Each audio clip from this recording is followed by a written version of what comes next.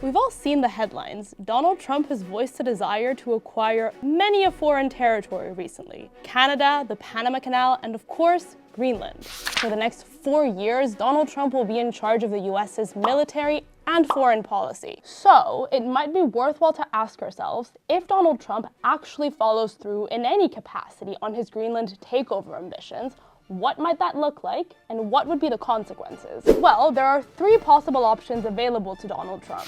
Option 1, Donald Trump, or the US rather, could purchase Greenland. Buying Greenland isn't exactly a new concept. The US already tried to do this back in the 1940s, and Donald Trump resurfaced the idea as recently as 2019. However, buying territories from other countries has become rather outdated, not to mention that the purchase could cost as much as $1.7 trillion, according to the Washington Post. Also, as appealing as that cash may be, Denmark might not even be in a position to sell. Greenland happens to be a self-governing, autonomous region, aka it has a lot of independence from Denmark. And Greenlanders don't seem like they want to be bought by anyone. Which brings us to option 2. The US could strike a deal with Greenland.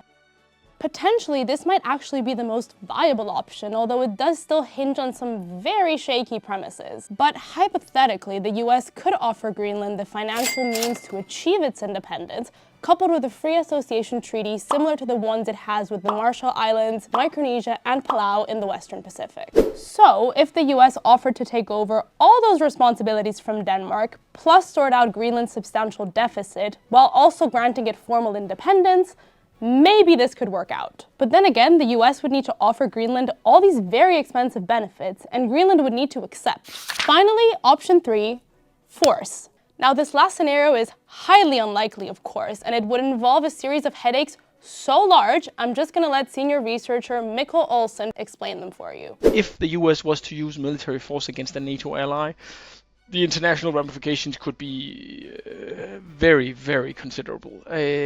We've already seen just his refusal to abstain from threats resulted in declarations of support from France and Germany and the UK. So both economic coercion, but most certainly military coercion, would trigger a major crisis in transatlantic relations. Setting those headaches aside, if the US were to opt for an outright military invasion of Greenland, there is precious little anybody could do to stop them. We wouldn't be in a shooting war between the US and the EU. It would happen very quickly. Denmark would surrender very quickly, and then it would turn into a political issue that could get quite nasty for all parties engaged. Let us know, do you think any of these scenarios seem at all viable?